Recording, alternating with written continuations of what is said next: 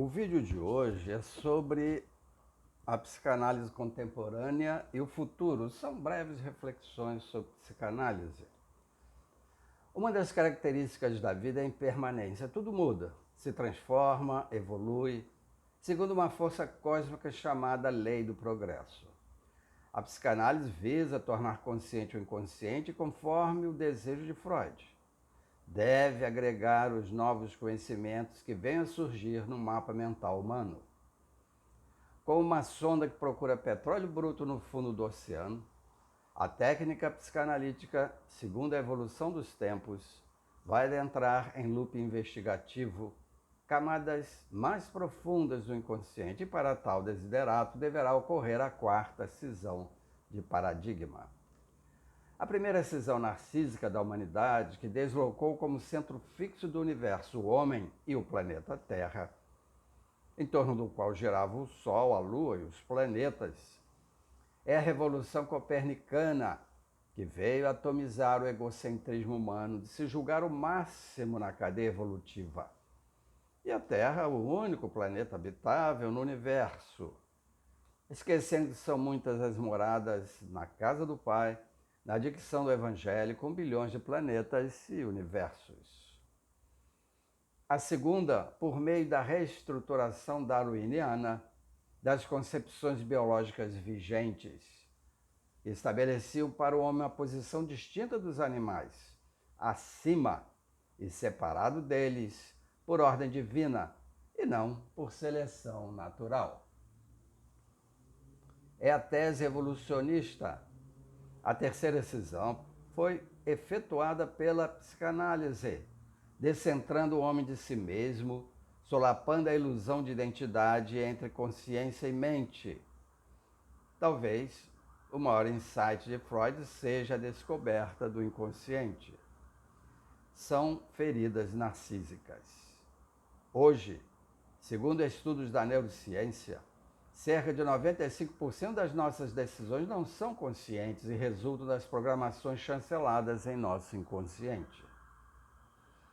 Segundo Freud, a psicanálise proporciona uma transformação da relação do homem consigo mesmo e deve evoluir como teoria ética e prática clínica. A escuta, a fala, as transferências assumem um lugar central na psicanálise. O analista e o paciente utilizam-se da associação livre de ideias, como se naquele momento abrisse mão do seu pensamento consciente e permitisse o inconsciente se manifestar. O método psicanalítico permanece centrado na escuta da condição humana, dando voz àquilo que, por ação do recalcamento, não pode aparecer.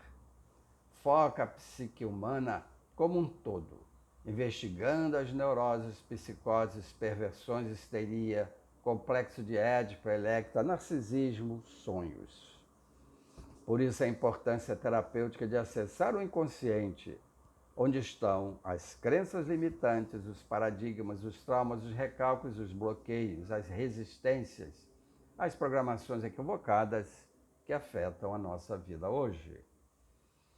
O acesso ao inconsciente, seu entendimento, a catarse e as ressignificações trazem um alívio da harmonização, da cura. A hipnose é excelente ferramenta para que o analisando acesse o inconsciente. Freud utilizou a hipnose de forma direta durante cerca de 10 anos. Não a abandonou de todo, como interpretações superficiais concluem, pois a livre associação de ideias é hipnoidal, uma hipnose leve. O terapeuta deve ter visão multiocular e não unilateral. O Winnicott mostrou que não tinha muita importância o que era dado, e sim o que cada um pode fazer com aquilo que encontra. A prioridade não é dada à interpretação que o analista oferece, e sim ao uso que o analisando pode fazer. Aliás, não é muito importante o que fazem com a gente, e sim o que fazemos com aquilo que fazem com a gente. A alma da psicanálise é a transformação, a superação. Saber por saber é bom, mas pode se transmutar em efeito egóico. O mais importante é a inteligência emocional e não a cognitiva, até porque só se chega à inteligência espiritual através da inteligência emocional. É por isso que há, por exemplo, cardiologistas e pneumologistas que fumam, cientistas intelectuais que bebem, se drogam, sabem cognitivamente, mas não emocionalmente. É sintoma de saúde, a harmonia do consciente, o pré-consciente e o inconsciente, dito primeiro tópico, topográfico, que evoluiu para superego, ego e id, segundo tópico da estrutura psíquica, de acordo com Freud.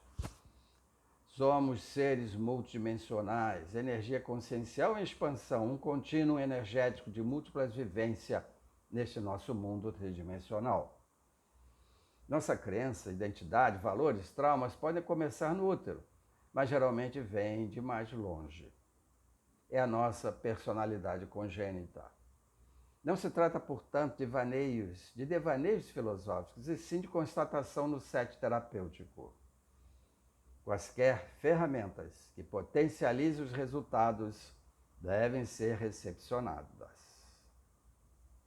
Rigidez metodológica vai de encontro ao espírito de pesquisa e fica em dissonância com o mindset de Freud de abertura consciencial. A natureza não dá saltos, porém as mudanças culturais no mundo, o tempo ficando aparentemente mais curto, resultaram numa procura de métodos mais rápidos, fáceis e baratos para a resolução de suas doenças. Segundo a história, o consciente coletivo reducionista de existência única é a consequência desastrosa do Segundo Concílio de Constantinopla, programado para chancelar paradigma pré-determinado. Segundo os historiadores, a imperatriz Teodora, ex-cortesã, mandou assassinar todas as colegas no Oriente Médio, mais de 500 cortesãs, a fim de apagar o seu passado. À época, a maioria dos bispos eram reencarnacionistas e diziam que a imperatriz teria de se desculpar e se harmonizar com as ex-colegas, devido àquele nefando ato. Teria ela então pedido a seu marido, o imperador Justiniano, que realizasse um concílio, mas só convidasse os bispos não reencarnacionistas. O Papa Virgílio, por se opor, ficou preso domiciliar por 8 anos. Dessa forma, um decreto de um imperador revogou um decreto divino. Quem entende que a vida é uma só, corre o risco de se tornar egóico, ferir direitos terceiros, preocupado somente em não ser detectado pela polícia ou ser protegido por pessoas poderosas.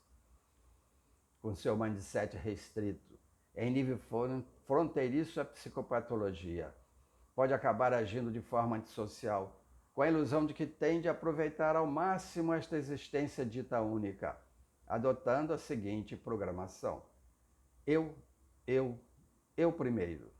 A vida é uma só, tenho de aproveitar ao máximo. Não há lei de causa e efeito.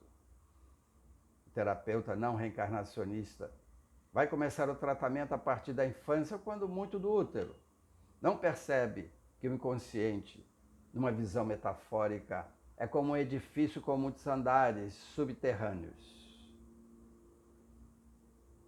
A jornada em direção à luz maior, inteligência suprema e causa primária de todas as coisas, grande arquiteto do universo, qualquer outra definição que a nossa mente limitada consegue imaginar, exige que conheçamos nossas sombras, para, segundo Jung, não ter de vê-las nos outros.